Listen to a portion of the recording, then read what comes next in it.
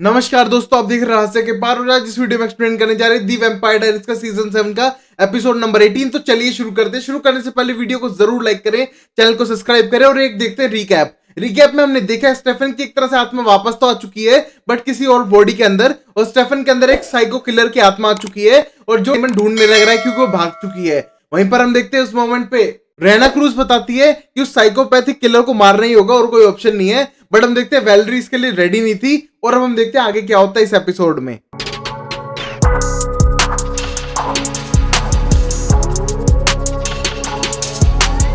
अब हम पहला सीन देखते हैं मार्टी, जिसके अंदर स्टेफन की आत्मा है, वो डेमन के साथ है और गाड़ी में वो जाने लग रहे हैं। हम देखते हैं वो बेहोश पड़ा है, तभी हम देखते हैं उसको बार बार जगाने की कोशिश करता है डेमन, और वो जगने के बाद बोलता है मैं यहाँ क्या कर रहा हूँ। और तभी डेमन बोलते तू मेरी कार में उल्टियां करने लग रहा है और अच्छी कार को खराब कर रहा है, और ये ले दवाइयां खा, बेटर रहेगा, थोड़ी देर तेरी तबीयत सही रहेगी। तभी हम देखते हैं उस मोमेंट में बार बार उल्टियां कर रहा था खून की, और ये देखने को डेमन बोल रहा था इससे काम नहीं बनेगा, जब तक तुझे वैलेरी से मिलाऊं और तेरी बॉडी तेरे पास वापस आ जाए उससे पहले प्लान बी करना पड़ेगा। और ये सुनने के बाद बोलता है प्लान बी क्या है, और तभी वो गाड़ी रोक देता है। फिर डेमन सीधा फोन करता है 911 पे, और ये देखने के बाद स्टेफन बोलता है तू पागल हो गया, डॉक्टर मेरा क्या इलाज करेंगे। और तभी हम देखते हैं कि वो एम्बुलेंस बुला लेता है। एम्बुलेंस के अंदर ले जाने के बाद तो सीधा मिलता है अलारिक से, और वहां पर अलारिक बोलते तुम एम्बुलेंस लेके क्यों आए हो। बोलते एक तरह से इलाज करने के लिए दो बंदे आए, मैंने इन्हें कंपेल कर दिया है, अगर स्टेफन का इलाज ढंग से नहीं हुआ तो मैं इनके दोनों का अंगूठे काट के स्क्वेरल्स को खिला दूंगा। और राइट गाइस, और हम देखते हैं वो दोनों कंपल्शन में हाँ बोलते हैं। और ये बोलने के बाद स्टेफन उनके साथ था और उसी मोमेंट पे बोलता है हमको मॉर्फिस जाना पड़ेगा उस साइकोपैथ किलर को ढूंढने के लिए। और ये कहने के बाद बोलता है विच कहां पर है, और वैलेरी नहीं आई तेरे साथ। और उसके बाद अलारिक बोलता है मुझे पता है वो नहीं आई है, वो रूट 70 पे है, वो एक तरह से स्पेल के लिए प्रिपरेशन कर रही है, उसको बहुत ही पावर चाहिए उसके लिए। और ये कहने को बोलता है उसको अकेले रहने की क्या जरूरत है, यहाँ सकती थी ना, वैसे मुझे पता चल चुका है कि वो कहां पर है। और ये कहने को अलारिक बोलता है हाँ लोकेटर स्पेल से पता चल ही चुका है, वो एक तरह से मॉर्फिस के कॉलेज के अंदर है। और ये कहने के बाद डेमन बोलता है बस फिर तो लड़कियों के साथ टाइम पास कर रहा होगा, आराम से पकड़ेंगे मार डालेंगे। और ये कहने को वहां से जाने लगता है। और तभी अलारिक से बोलता है तुझे साथ जाने की जरूरत नहीं है, मुझे पता है तुझे उसके लिए थोड़ी चिंता है, बट तू मत आ। और ये कहने के बाद अलारिक बोलता है मैं आना भी नहीं चाहता था, वैलेरी ने जबरदस्ती भेजा हूं मैं। और ये कहने के बाद बोलता है हाँ कितना अजीब लगेगा ना, वाइफ के एक्स को बचाने के लिए तू जा रहा है। और ये कहने के बाद अलारिक बोलता है तुम्हें पता है ना सेम चीज जो के साथ हो चुकी है, और मैं कोई रिस्क नहीं लेना चाहता, वरना तुम्हारे आखिरी कुछ घंटे हैं तेरे भाई के साथ जो तू खो रहा है। और ये कहने को डेमन बोलता है चल तो मुझे तेरी हेल्प पड़ेगी इसका मतलब, तो तू भी साथ चल। और तभी हम देखते दोनों वापस मॉर्फिस शहर की तरफ चले जाते हैं उस साइकोपैथ वैम्पायर किलर को ढूंढने के लिए जो इस टाइम पे स्टेफन की बॉडी में है। फिर हम देखते हैं डेमन और लारिक वहां पर पहुंच चुके थे, और वहीं पर हम देखते हैं कि जो वैम्पायर स्टेफन के शरीर में वो पार्टी करने लग रहा है, सब लोगों को कंपेल कर दिया है और वहां कई सारे लोगों को मार चुका है। तभी हम देखते हैं उसका दरवाजा तोड़ता है और अंदर घुसने की कोशिश करता है डेमन, बट हम देखते हो अंदर नहीं जा पाता। और ये देखने को बोलता है डेमन तुम आ गए मेरे भाई, बट द थिंग इज मैं इस घर का ओनर नहीं हूं, मैं तुम्हें अंदर भी नहीं बुला सकता हूं, बट इसका ओनर कौन है मुझे भी नहीं पता है, और शायद तुम अंदर इन्वाइटेड नहीं हो। और ये देखने के बाद डेमन को गुस्सा आता है और वहां से जाके वापस गाड़ी में जाके बैठ जाता है। अब भी डेमन फ्रस्ट्रेट होकर कहता है अलारिक तुम क्यों नहीं जाते हो, जैकेट पहन के प्रोफेसर बन के चले जाओ उस कॉलेज पार्टी में। और ये कहने के बाद हम देखते हैं अलारिक रेडी नहीं था और बोलता मैं नहीं जाने वाला, मरने का ज्यादा चांस है। और ये कहने को डेमन बोलता है तुझे कब से डर लगने लग गया, और मुझे लगता है तू फैमिली की वजह से ऐसा करना चाहता है, बट थिंग इज जिसकी तू जान बचाने जा रहा है वो भी एक तरह से फैमिली है। तभी हम देखते हैं उनकी गाड़ी पे एक लड़की आके नॉक करती है और बोलती है तुम डेमन सेल्वाटोर हो, और तभी उसे फोन पकड़ाती है। और ये कहने के बाद बोलता है हाँ मैं हूं, उसने कहा है कि एक तरह से फोन अटेंड करो वरना मुझे गाड़ी के आगे कूद के मरना होगा। और ये कहने को हम देखते हैं फोन लेता है, डेमन उठाता है तो पता चलता है स्टेफन का था। और स्टेफन से बात करते हुए वो बंदा जो उसके अंदर था वो बात करता है और कहता है कि मुझे पता है तुम अपने भाई की बॉडी को पाने के लिए कुछ भी कर सकते हो, किसी हद तक गुजर सकते हो, तो ऐसा करो तुम रेना क्रूज को ले आओ मेरे पास और एक विच को, मैं तुम्हें तुम्हारे भाई की बॉडी सौंप दूंगा। और ये कहने के बाद रेना क्रूज क्यों, और ये कहने के बाद स्टेफन बोलता है रेना क्रूज ने मेरा पीछा कर करके मुझे इतना इरिटेट किया था ना, तो मुझे उससे बदला लेना है। मैंने उसके बॉयफ्रेंड को एक वैम्पायर में भी टर्न कर दिया था, और ऊपर से मुझे एक तरह से उससे बदला लेना है, उसकी गर्दन तोड़ के अपनी दीवार पे लगानी है एज अ ट्रॉफी। और ऊपर से तुम्हारी रही बात भाई की, तो मैं ये बॉडी छोड़ दूंगा, एक विच को ले आओ। और तुम्हें पता है लूप होल के बारे में कि मैं अपने आप को किसी और वैम्पायर में एक तरह से डाल दूंगा और ये बॉडी तुम्हारे भाई के लिए दे दूंगा, तो दोनों चीजों कर दो और अंदर आ जाओ, मैं अपने आप इन्वाइट करवा दूंगा तुम्हें। और ये कहने के बाद फोन काटता है और उसका पूरा प्लान बन चुका था। और वहीं पर हम देखते हैं डेमन ये करने के लिए रेडी था अपने भाई की बॉडी वापस पाने के लिए।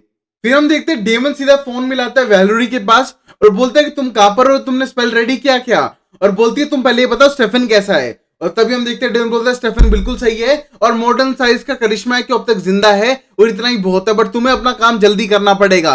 और वो कहने के बाद बोलती है हाँ मैं करना तो चाहती हूँ, बट थिंग इज उसके लिए 2 विचेस चाहिए, मैं अकेली हूँ और मुझे किसी की हेल्प नहीं मिल रही है, बट थिंग इज मैं करूंगी क्योंकि स्टेफन आखिरी बंदा है जिसे मैं पसंद करती हूँ, मेरी फैमिली मानती हूँ और वो जिंदा है, इसलिए मैं करूंगी। और ये कहने का बोलता है चलो तो अपनी स्ट्रेंथ एक तरह से जोड़ दो, बट थिंग इज तुम्हें एक लोकेटर स्पेल करना पड़ेगा रियाना क्रूज के ऊपर। फिर हम रियाना क्रूज को जाते हैं, एक तरह से विजन आने लग रहे हैं फिनिक्स स्टोन की वजह से, और तभी हम देखते हैं कि आगे रास्ता बंद कर रखा था और ये देख के अपने ड्राइवर को बोलते हैं प्लीज यहाँ से ले चलो ले चलो। और तभी हम देखते हैं कैब ड्राइवर बोलता है मैं नहीं जा सकता, ये रूल के खिलाफ है। और तभी हम देखते हैं उनकी गाड़ी पे एक अटैक होता है, वो उसे कंपेल करता है ड्राइवर को और एंजो उठा के ले जाता है रियाना क्रूज को वहां से। फिर हम देखते हैं डेमन सीधा उस लोकेशन पे पहुंच जाता है लोकेटर स्पेल की मदद से और वहां पर जाके देखता है कि गाड़ी खाली है। और तभी हम देखते हैं उसके ड्राइवर को कंपेल करके पूछते हैं कौन ले गया उसे, और तभी वो बोलते हैं एक बंदा था, पता नहीं कौन था, वाइट था, अजीब सी एक्सेंट थी उसकी, और ये कहने को समझ जाते हैं कोई और नहीं एंजो है। और तभी हम देखते हैं एंजो को सीधा फोन मिलाता है और हम देखते हैं को रियाना क्रूज को बेहोश करके अपने साथ लेके जाने लग रहा था। और तभी वो बोलता है कि मैं हेल्प नहीं कर सकता, मुझे पता है तूने कुछ हेल्प के लिए पूछा होगा। और तभी हम देखते हैं डेवन बोलते हैं रियाना क्रूज को हमारे हवाले कर दे, ये बेटर रहेगा, स्टेफन की जान बचानी है। और ये कहने के बाद एंजो बोलता है नहीं मुझे एक तरह से बानी की जान बचानी है, और तूने बानी की चिंता की जब से तू गया है, तू आने के बाद एक बार भी पूछने की कोशिश की कि बानी कहाँ है कैसी है? नहीं, मैं चिंता करता हूँ, इस वजह से मैं फोन काट रहा हूँ और तुझे कोई हेल्प नहीं करूंगा, रियाना क्रूज मुझे चाहिए। और ये कहने के बाद फोन काटता है और हम देखते हैं डेमन डाउट में था कि एक तरह से एंजो और बानी कब से दोस्त बन गए। और तभी अलारिक क्लियर करता है कि उनकी दोस्ती नहीं कुछ ज्यादा अच्छे रिलेशनशिप हो चुका है, जब से तुम गए थे पीछे से एक तरह से पूरी आर्मरी पीछे पड़ चुकी थी बानी के, और बानी की हेल्प करने के लिए एंजो उसके साथ चला गया था, और जब वो साथ रहे तो उनके बीच का रिलेशनशिप कुछ बन गया था और वो तब से साथ ही हैं। अब फिर हम देखते हैं डेमन वापस जाने का ट्राई करता है और हम देखते हैं वो घर के अंदर जा पा रहा था, और ये देख के देखता है कि हर जगह लाश ही लाश है और वहां पर कोई भी अभी जिंदा नहीं बचा है। और तभी हम देखते हैं फोन करने की वापस कोशिश करता है तो उसका फोन लगता है तो वहीं नीचे फोन पड़ा हुआ था, और ये देख के समझता है कोई तो गड़बड़ चल रही है और शायद स्टेफन का कुछ और प्लान है। तभी हम देखते बोलता है कोई तो गड़बड़ चल रही है, उसने लास्ट टाइम ये कहा था कि उसको स्टेफन की बॉडी नहीं चाहिएगी और हम मांगेंगे भी नहीं, इसका मतलब क्या है? और तभी अलारिक बोलता है शायद वो रियल बॉडी की तरफ इशारा कर रहा है कि एक तरह से वो स्टेफन को मार देगा जिसकी वजह से वो बॉडी को रख सके स्टेफन की को और हम कुछ भी ना कर पाए। और ये कहने के बाद हम देखते हैं सीधा डेमन कॉल मिलाता है और कहता है उन मेडिक वालों को जिनके पास स्टेफन की सोल थी मार्टी के अंदर, और बोलते हैं तुम कहां पर पहुंचे हो अब तक, और अब तक पहुंचे क्यों नहीं, इतना लेट क्यों हो रहे हो? और ये कहने के बाद वो बोलते हैं यार यहाँ पर ट्रैफिक बहुत है। और तभी डेमन को गुस्सा आता है और बोलते हैं तुम्हारे पास इमरजेंसी व्हीकल है, उसकी इमरजेंसी लाइट ऑन करो और सारी ट्रैफिक हट जाएगी और तुम आराम से पहुंच जाओगे, तुम जल्दी कर सकते हो। और ये कहने के बाद जैसे वो कहता है ऑन करने के लिए, और तभी हम देखते हैं कार का एक्सीडेंट हो जाता है उनकी वैन के साथ, और हम देखते हैं पूरी वैन पलट जाती है और दोनों लोग घायल हो जाते हैं। और वहां पर हम देखते हैं अब स्टेफन समझ चुका था कोई गड़बड़ होने वाली है, और हमें पता चलता है उस वैम्पायर जो स्टेफन की बॉडी के अंदर है उसका नाम एम्ब्रोज है और वो एक तरह का साइकिक किलर है, और वो साइकिक हरकतें करते करते दोनों को मार डालता है, जितने भी लोग मेडिक हेल्प कर रहे थे दोनों। और इसी मोमेंट पे हम देखते हैं स्टेफन ये मौका देके वहां से भाग जाता है, और हम देखते हैं कि अब एम्ब्रोज जो स्टेफन की बॉडी के अंदर है वो मार्टी जिसके अंदर स्टेफन की आत्मा है उसका पीछा कर रहा है, बट हम देखते हैं मार्टी घर के अंदर गिर जाता है, और ये देखने के बाद स्टेफन अंदर नहीं आ पाता, और ये देख के मार्टी बोलता है चलो ह्यूमन बनने का कुछ तो फायदा है। और ये देखने के बाद हम देखते हैं कि हंसने लगता है एम्ब्रोज जो अभी, फिर हम देखते हैं एम्ब्रोज जो अभी स्टेफन की बॉडी में उसको गुस्सा आ रहा था और वो घर के अंदर जा नहीं पा रहा है। तभी हम देखते हैं बोलता है तुझे तो मार के रहूंगा क्योंकि मुझे बॉडी चाहिए अब। और तभी हम देखते हैं गैस कैन अंदर फेंक देता है खोलकर, और वहां पर बोलते हैं तुझे जिंदा जलाने में ज्यादा मजा आएगा। और तभी हम देखते हैं कि वो अंदर फेंकने लगता है वो आग वाली बोतल, और तभी हम देखते हैं बीच में आके डेमन कैच कर लेता है और उसको बुझाता है और बोलता है अभी इतना मजा शुरू नहीं हुआ था, उससे पहले मैं खत्म कर दूंगा तेरा। और तभी हम देखते हैं इस मोमेंट पे स्टेफन को और गुस्सा आता है जो एम्ब्रोज है, और एक तरह से एक स्टेक तोड़ता है और बोलता है उससे पहले मैं तुझे मार दूंगा। बट तभी हम देखते हैं जैसे उसको मारने के लिए पड़ता है उससे पहले पीछे से आके अलारिक उसको रिवेन गन्स मारता है और उसको बेहोश कर देता है। और ये देखने के बाद अलारिक बोलता है मजा तो हम करेंगे तुम नहीं। और तभी हम देखते हैं कि वो एक तरह से रेस्क्यू कर लेते हैं स्टेफन को जो अभी मार्टी है। अब फिर हम देखते हैं डेमन दोनों को, स्टेफन की बॉडी को और मार्टी की बॉडी को एक तरह से ले चुका था वेलरी के पास, और वेलरी बोलती थैंक्स अलारिक हेल्प करने के लिए और मुझे अब शुरू करना है। तभी वहां पर डेमन आ जाता है और बोलता है कि वेलरी तुम मुझे प्रॉमिस करोगी तुम मेरे भाई को बचा लोगी। और ये कहने के बाद वेलरी बोलती है मैं मेरा पूरा ट्राई करूंगी और तुमसे ज्यादा मुझे चिंता है स्टेफन की इस टाइम पे।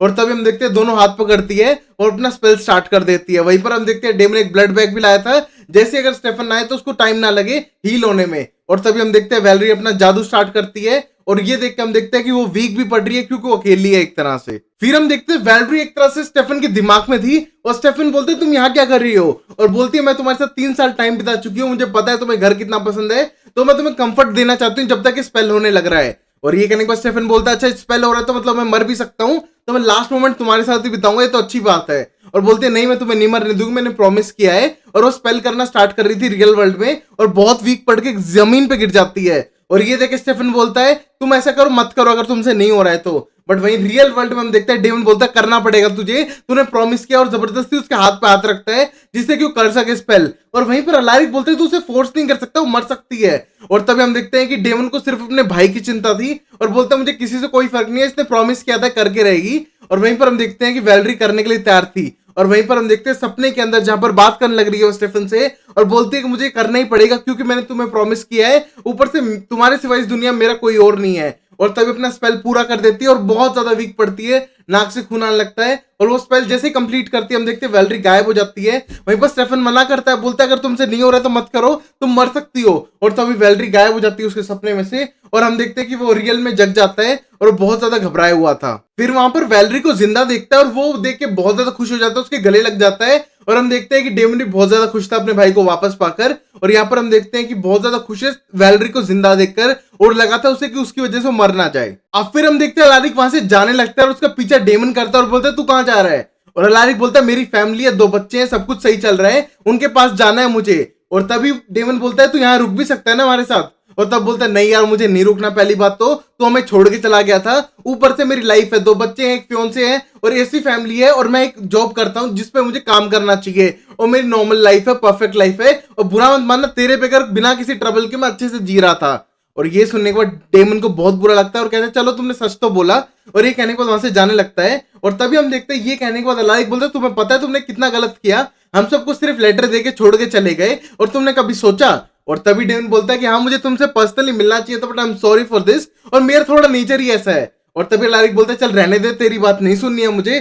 थिंक इस अगर तुझे बानी से मिलना है तो मैं एड्रेस सेंड कर दूंगा, किसी साइकिल वार्ड में है और वहां जाके तुझसे मिल लेना। और ये कहने के बाद वहां से चला जाता है और हम देखते हैं डेमन को रियल में बुरा फील हो रहा था। वैलेरी और स्टेफन एक साथ थे और वहां पर दोनों बैठे हुए थे और वहीं पर हम देखते हैं एक लेटर लिखने लग रही है वो स्टेफन को। और ये देखने को स्टेफन बोलता है वैलेरी मुझे क्यों लेटर लिख रही हो। और तब बोलता है वैसे लिख रही हूँ जैसे तुम कैरोलाइन को लिखा करते थे जब हम 3 साल ट्रिप पर थे, और तुम्हें क्या लगता है मैंने ऑब्जर्व नहीं किया होगा। और ये कहने को स्टेफन कुछ नहीं बोलता और कहता है यार पुरानी बातें हो चुकी है, अब तुम मेरे साथ हो। और ये कहने को बोलती है नहीं समझोगे तुम। थिंग इज मैं समझ पा रही थी जब मैं तुम्हारी जान बचाने की कोशिश कर रही थी, तुम इस बात की टेंशन में थे कि मैं अपनी जान ना खो दूं और तुम पूरी जिंदगी रिग्रेट करते रहो उस लाइफ को और जो तुमने मेरी वजह से पाई है और मेरी लाइफ जो खोई है। बट थिंग इज अब बात अलग है, मैं जिस तरीके से तुमसे प्यार करती हूँ तुम उस तरीके से मुझसे प्यार नहीं करते हो एंड आई अंडरस्टैंड। तुमको अपनी खुशी चुनने का मौका मिलना चाहिए चाहे वो मेरे साथ ही क्यों ना हो। और ये कहने को उसे किस करके वहां से जाने लगती है और हम देखते हैं स्टेफन को बहुत बुरा लग रहा था। अब फिर हम अगली सीन में बानी को देखते हैं जो एक तरह से काउंसलिंग सेशन में थी और वहां पर अपने लोगों को बता रही थी अपने बारे में, अपनी प्रॉब्लम्स के बारे में और कैसे वो एक तरह से डेवलप कर रही है अपने स्किल्स जिसकी वजह से उन चीजों को भूल जाए। और ये सब सुन के जो उनकी मेंटोर थी वो बहुत ज्यादा खुश थी कि बानी बहुत जल्द इंप्रूव कर रही है। फिर बानी जाती है अपने मेडिसिन राउंड के लिए जहां पर उनको दवाइयां दी जाती है डेली बेसिस पे। और तभी हम देखते हैं अपनी दवाई खाने के बाद वो बोलती है कि मेरे लिए कोई मैसेज है।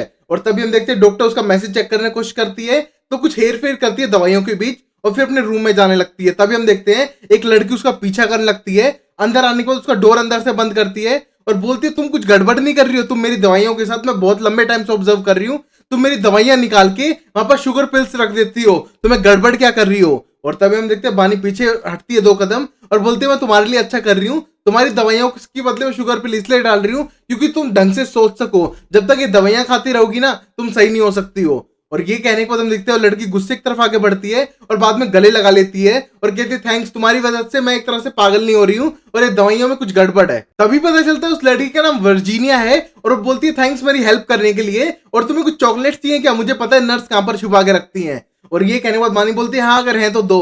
और तभी हम देखते हैं चॉकलेट लेने के लिए चली जाती है। वहीं पर हम देखते हैं एंजो उसी साइकिक वार्ड की तरफ बढ़ने लग रहा था और उसके साथ रैना क्रूज थी और वो रैना क्रूज से बोलता मुझे तुमसे कुछ हेल्प चाहिए, तुम्हें मुझे बताना पड़ेगा कि जो तुम्हारी पिल्स बनाई थी आर्मरी वालों ने उसका कोई रिवर्स एक्शन है क्या, क्योंकि वो मुझे चाहिए, और अगर तुमने नहीं बताया तो मैं तुम्हें गोली से मार दूंगा क्योंकि तुम्हारा फिर कोई यूज नहीं है।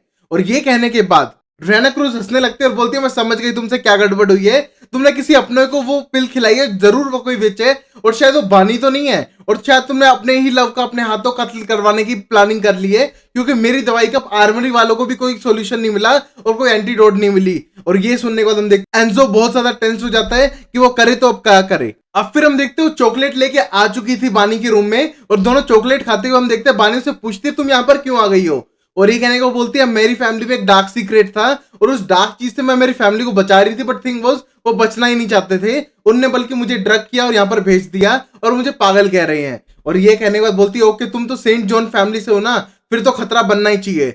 और ये सुनने के बाद वर्जीनिया खड़ी होती है और बोलती है तुम मेरी फैमिली के बारे में जानती हो और क्या तुम स्पाई कर रही हो मेरे ऊपर, और उन लोगों ने क्या तुम्हें मुझे स्पाई करने के लिए भेजा है। और तभी हम देखते हैं बानी बोलती शांत शांत, मैं ये कुछ भी नहीं करने आई हूं, मैं तो उनसे खुद भाग रही हूँ 3 सालों से और तुमसे हेल्प लेने के लिए मैं यहाँ पर आ चुकी हूँ और 2-3 हफ्तों से यहाँ रह रही हूँ कि मैं तुमसे बात कर सकूं और मुझे हेल्प चाहिए। और ये कहने को बोलता है फिर तो तुम बहुत ज्यादा बेकार लक में हो, क्योंकि मेरी फैमिली जिस चीज के पीछे पड़ जाती है उसको लेके रहती है, चाहे इंसान हो चाहे कोई एंटीक हो या कुछ भी हो, और तुम तो गई हो मतलब, और तुमको अब तक ट्रैक डाउन क्यों नहीं किया और मैं कोई हेल्प नहीं करने वाली हूँ। और ये कह के वहां से जाने लगती है और तभी बानी बोलती है मैं एक बैनेट विच हूँ, इस वजह से वो मेरा पीछा कर रहे हैं।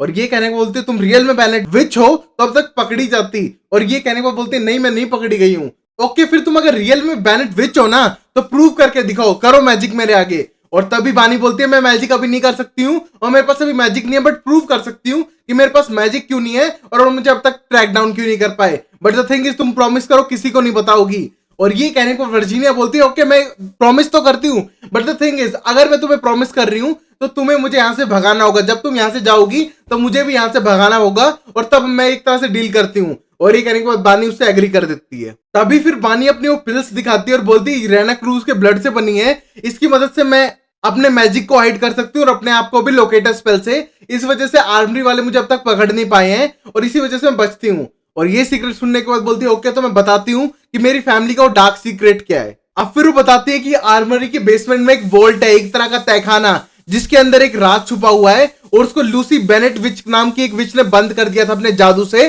और वो एक तरह से आर्मरी ने ही करवाया था, बट द थिंग इज वो उसको वापस खोलना चाहते हैं और खोलने के लिए भी उन्हें बेनेट विच ही चाहिए, और बेनेट विच को ढूंढ रहे थे बहुत लंबे टाइम से, बट जितना पता चला 4 साल पहले सारी बेनेट विच खत्म हो चुकी थी।